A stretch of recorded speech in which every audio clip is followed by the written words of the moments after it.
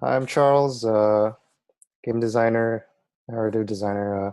It's great to be here for Crafting Intangibles. I'm here to talk about humanistic game design. This is all based around an article I wrote in 2014 about what I called moral game design. It was about 16 different kinds of game mechanics, and I kind of categorized them as like things I would want to see more of, things I would want to see less of. Um, Things have definitely changed since back then, both for myself and for the game industry. And I think I want to go over them again. I want to go over them again today, but I also want to just put forth the narrative that like they're not necessarily on their own good or bad, but how you approach these kinds of things are make them like might make them more or less kind of like humanistic. So this is like a kind of summary. We'd start off with game elements I like to see less of. We go into elements I'd like to see more of, and go into their implications from there. First kind of thing we're going to explore is like things that are motivating from outside of our own like personal motivation. So things that are just kind of like pushing like this sense that we are motivated, but not truly motivated internally. So starting with that, there's like games that are based around this sense of gaining more and more content. So like there's more weapons and like Resident Evil 4, or there's like more levels or gold as you're accumulating them over time, or there's more materials you're gaining in your property. Very materialistic, very illusory. You're feeling like you're gaining something, but you're not really like gaining something of value there, kind of. But it does feel motivating while you're playing it, and that can be very powerful depending on how you use it. And then there's another kind of sense of gaining is where you're gaining this mastery over this complex, non-trivial kind of like mathematical problem. So you're min-maxing like these stats, or you're like optimizing your loot or your skills for like different kinds of matchups and stuff. So that can be motivating in its own way, but it can also be like very superficial and not something that's inherently valuable. Again, like all these kinds of approaches can be positive and negative in their own way, but it matters on how you're approaching them. So if you're just having this additional layer without actually adding value, it can just be for the pleasure of it, but not actually for anything that you're enjoying for their own sake. Um, so there's also, so like comparing those kinds of things, those were like things you're feeling like you're gaining something. These kinds of mechanics are based around sense that you're losing something. So social guilt mechanics are mechanics that are based around feeling like, oh, I'm gonna lose this kind of like social status, or this, I'm letting someone down by like me failing to do something. So like when you're in a game, you can, oh no, I'm letting down my teammates in League of Legends, or like I'm letting down my guild mates in like World of Warcraft, or like even you might be letting down a digital simulation of a person and feeling social guilt for like a digital being and like Animal Crossing. Those are not inherently motivating. Those are just motivating you for the sense that you're losing something that's not even real, which is different from like something that's based around real social interaction, which is something I'll talk more about later. So sense that other kinds of motivations that are based around the sense of loss are the sense that you're losing something based on around a finite amount of time. So you're afraid that you're going to lose, like, oh, I'm going to lose this daily reward by not checking in, or even the fact that there's like all these sales going on all the time. You're afraid of like losing out on this deal that like, oh, I could be saving this amount of money and gaining this game right now if I don't buy it right now. But at a certain point, these kinds of mechanics are more based around not really enjoying the fact that you're gaining something, but just feeling relieved that you're not losing out on this opportunity. So like there's all these Steam sales and like Humble Bundle sales. And a lot of it's based around the fact that you feel like, oh, I got this great deal, and you get pleasure from that. But then a lot of times people don't end up playing the game sometimes, that I think we all have stories of either in our personal lives or like people we know playing games. So Yeah, that's just another form of like trying to motivate people through this sense of like this artificial creation of like uh, compulsion. And then even further than that is the sense that you're both gaining something and you're also having the sense that you're feeling like you're going to lose something. So intermittent reinforcers. The most common examples are like the Skinner box or like gambling mechanics, things that are paying off at like random kinds of intervals. Um, and those kinds of things are pretty obvious when it's like obviously a random number generator, but it can also manifest itself in more subtle ways, like through probabilistic physics simulations, where like at a certain point, like in Peggle, like it feels like it is like real physics and stuff like that, but at the same time, it reduces itself to like a random interval and has a similar relationship to like a slot machine. Same thing with social media, same thing with emails and things like that. It reduces itself to those similar kinds of reactions and those similar kind of compulsive reactions. Yeah. Uh, okay. So, what's the end product of like all these kinds of different things where you're motivated by these external forces that like have some amount of pleasure but aren't actually inherently valuable and fulfilling to us? Well, there's this kind of discussion of games as digital heroin. There's like a certain moral panic element to that kind of uh, discussion. We do want to fight back against this idea that games are just nothing but addiction loops and things like that. But to some degree, we must acknowledge that there are kinds of patterns in games that do create these kinds of very unhealthy relationships with the gameplay.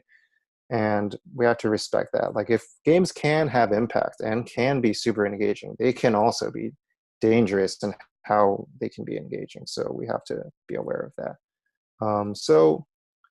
And it can be good to enjoy these kinds of pleasurable things once in a while, um, a little bit of chocolate now and then doesn't hurt, but how you make the chocolate and how you like view your relationship with that chocolate has to be very delicately balanced. And sometimes how you design it can actually lend itself to certain kinds of interactions and certain kinds of toxic relationships. Um, but we'll talk more about that later in a later slide where I'm going to discuss that more. So other than like the sense of gaining and the sense of losing something, there's also just kind of like very negative contexts that create this kind of like sense of like this asymmetrical power dynamic meant to fulfill uh, some kind of yearning in a player that doesn't actually fulfill that yearning.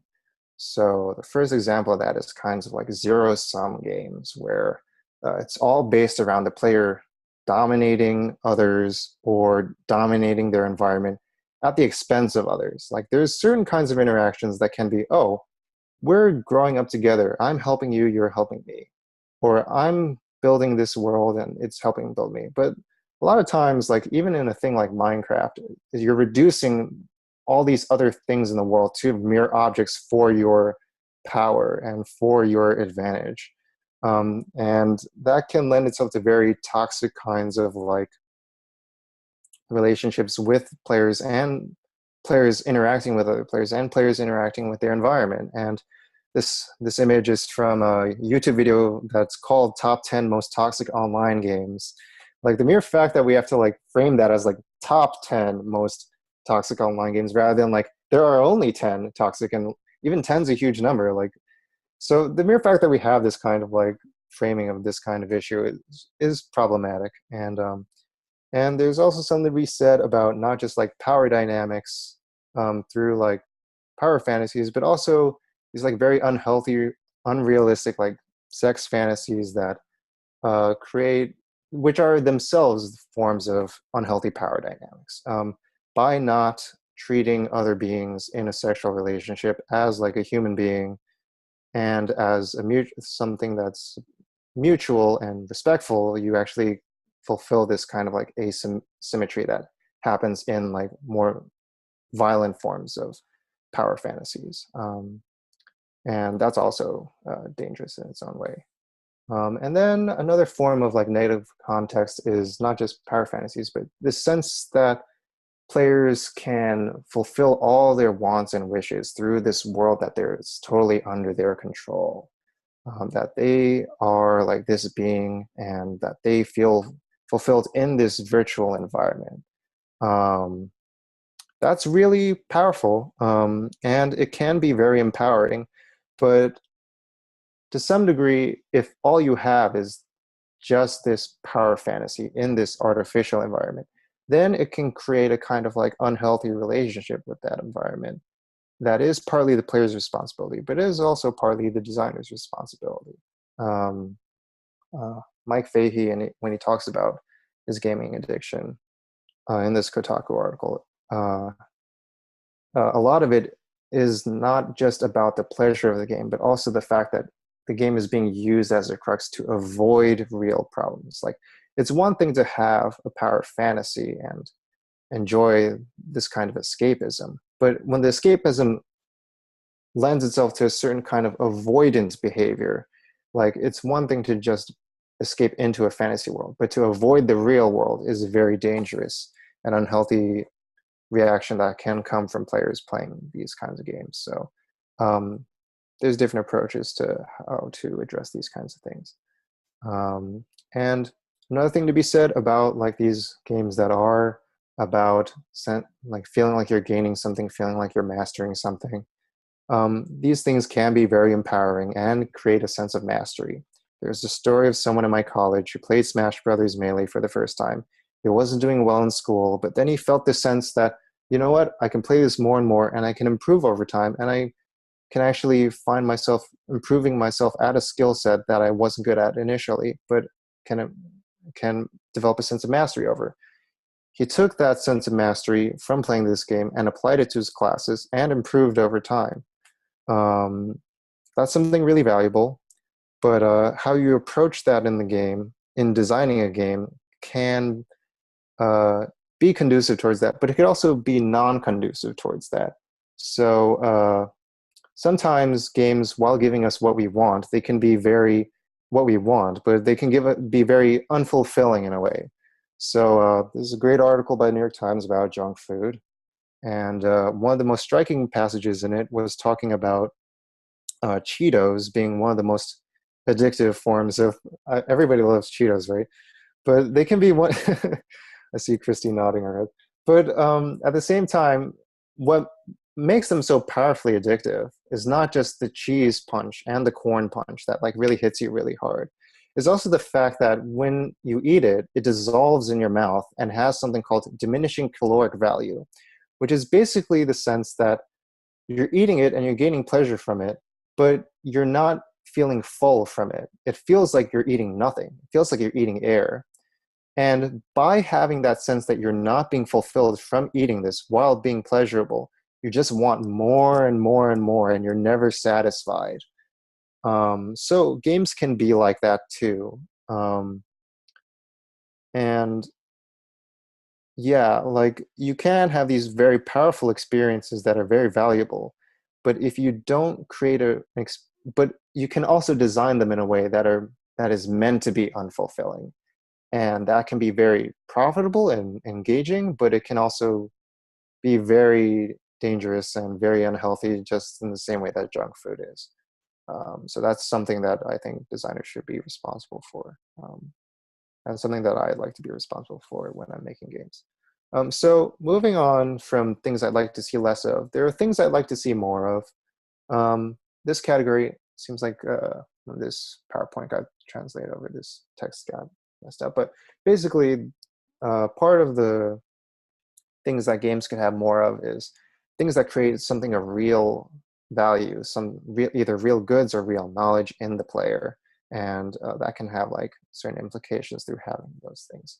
So the most obvious form of this is educational games, which have been discussed by many different circles in many different contexts ad nauseum, and there are definitely lots of different ways to approach this. One is like the uh, the Oregon Trail example of like taking real world knowledge and then turning it into a game. Another form is like taking a game and learnifying it, the learnification of games, taking a game like Portal and using it and reframing it for something that can teach physics or something like that. And then also educational games can manifest themselves in something that's more not just for school, but also something for news, like McDonald's Tycoon by Paolo Pedercini. Um, uh, Games can be satirical and informative in a way that's uh,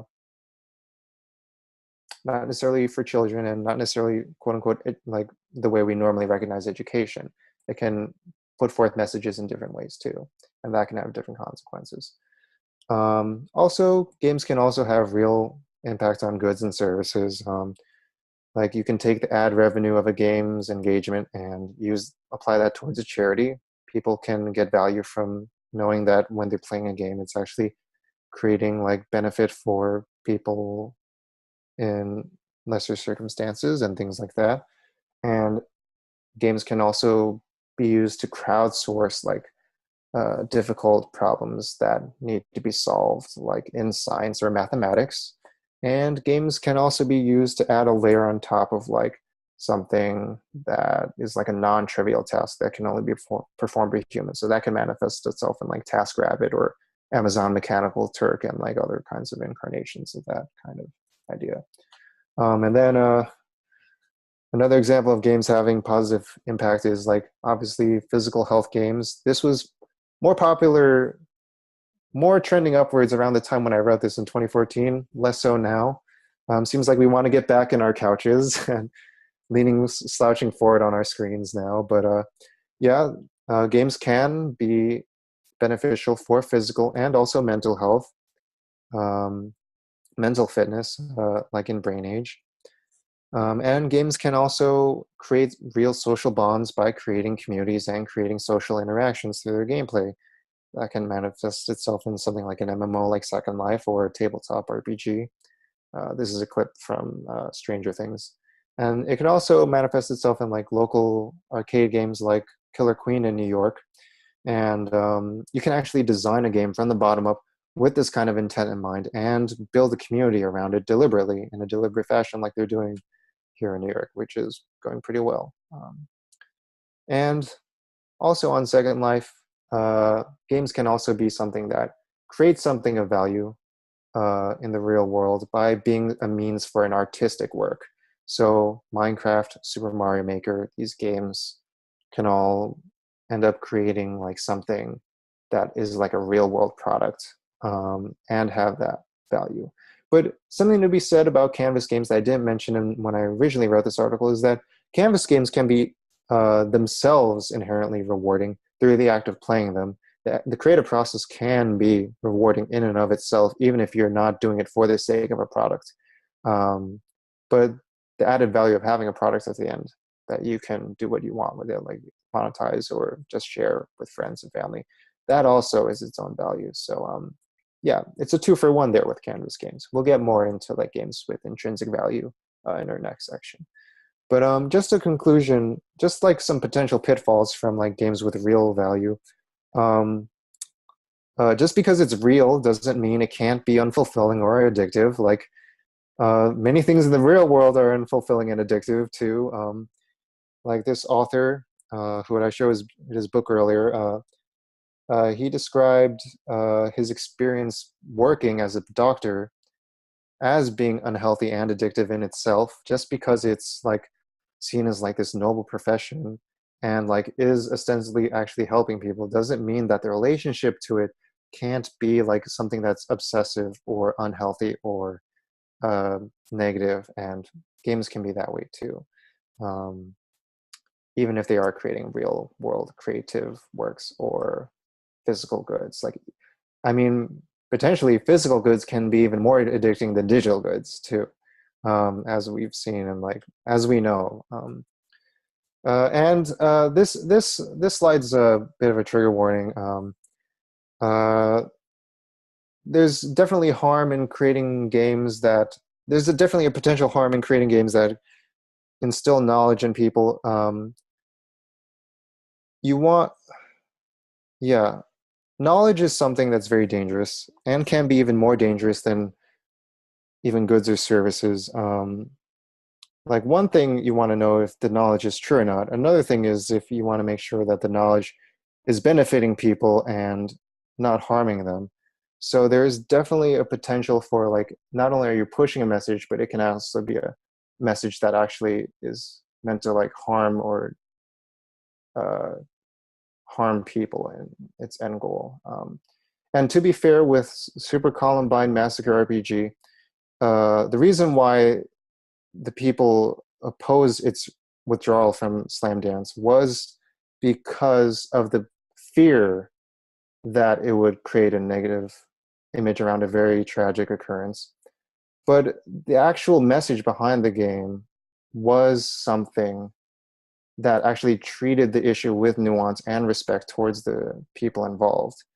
And that was why people, like different developers, protested the fact that it was pulled from the competition. So when you're when you're putting forth a message, um, it's important to just have something that's valuable and is helping people and that people can see that. So moving on to lighter things, not only can games create real world goods and stuff like that, sometimes games can just be inherently enjoyable and pleasurable and in a fulfilling way that's not like the way that games can be just agitatingly like I'm feeling pleasure but like I'm never feeling satisfied. So sometimes there's kinds of things that experiences in games that can be fulfilling. So there are things that can inspire awe in us, like the Sistine Chapel, or like ideas in astronomy, or like even a view in Breath of the Wild. Like uh, something about these things can be incredibly humbling, and a humble reaction to something is something that's sustainable because it's all about accepting one's place in the world and accepting that you're okay with what you have and you're accepting where you are. Games that are based around pleasure and gaining more and more or fear of losing something are always based around never being satisfied. But games that are based around being satisfied can be more sustainable and more respectful and less toxic and should be explored more.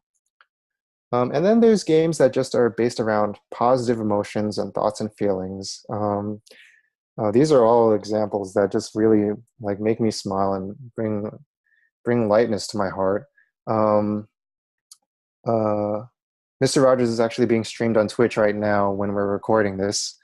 I'm probably gonna see him after I do this talk.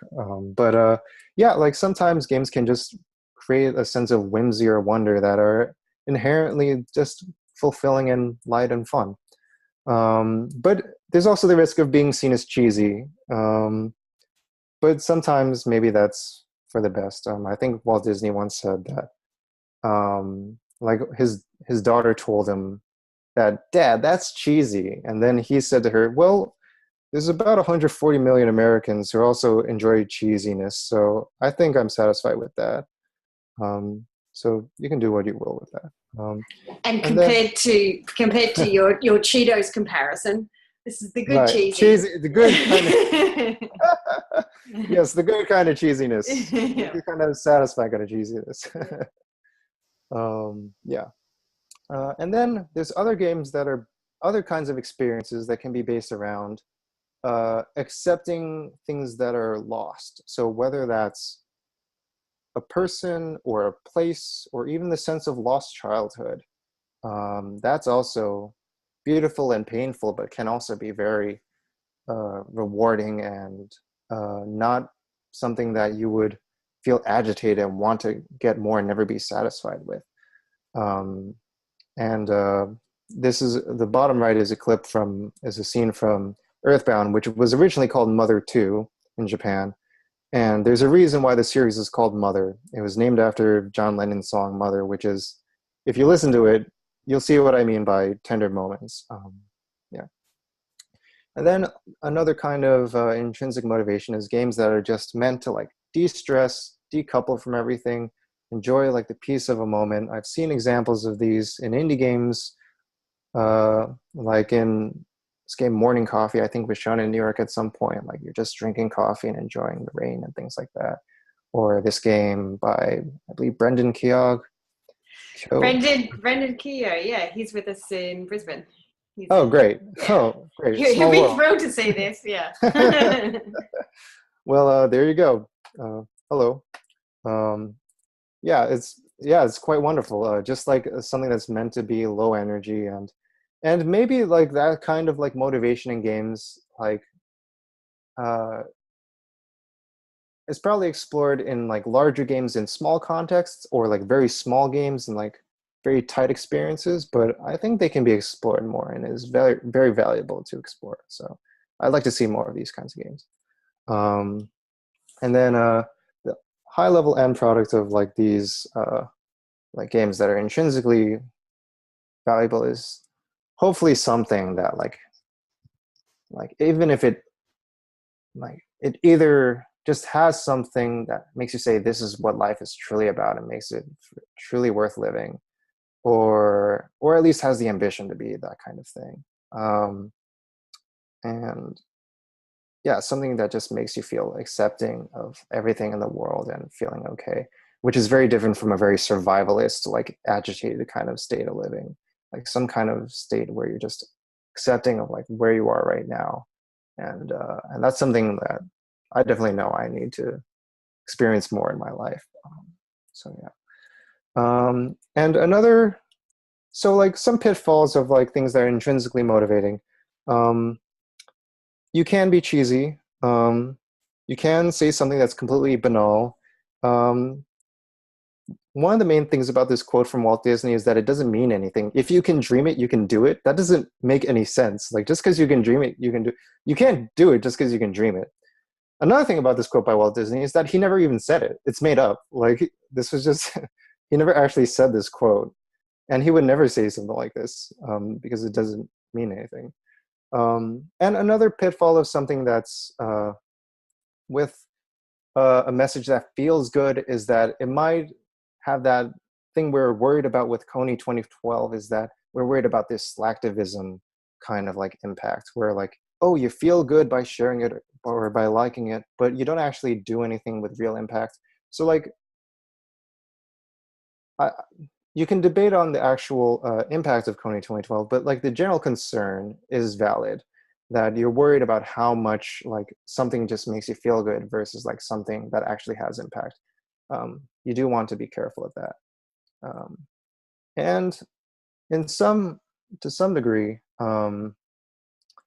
if you're inspiring like positive emotions and positive motivations, there is the potential danger of creating like you can build dreams, but the people building these dreams might end up building these monstrosities that uh, go beyond the original scope of like what they were originally meant to be for. This is depicting like two scenes at the beginning and the end of The Wind Rises, which was a film by Hayao Miyazaki in 2013, where it's about a boy's like it follows the normal journey of like a boy fulfilling his dream of being an airplane designer.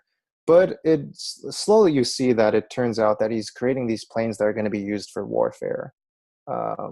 And yeah, sometimes like by creating these things that you want to be beautiful, you might end up creating something that might be dangerous and something completely against what you were intending them for.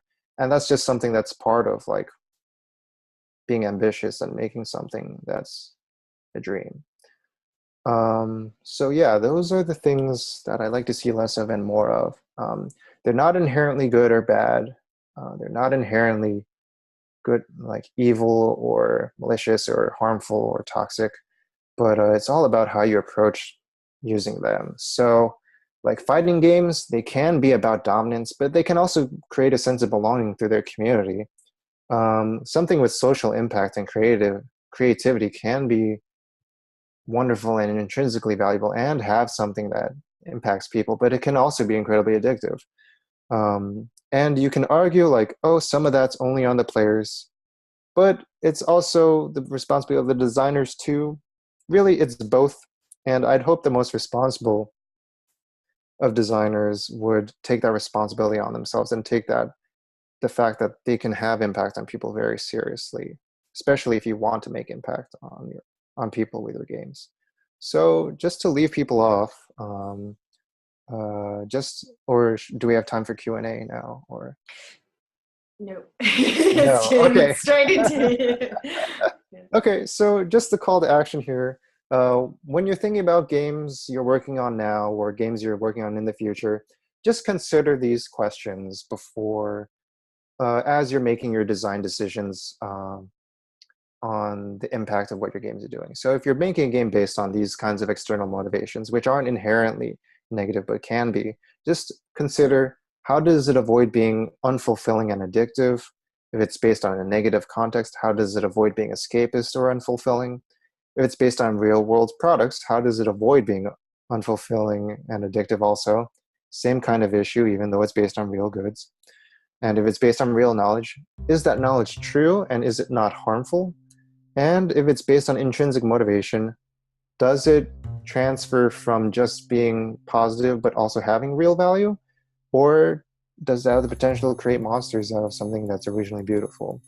And how willing you are to weigh all these different concerns for the sake of what you're making. Um, Great. Thank you very much, Charles. all right. Thank you so much, Christy.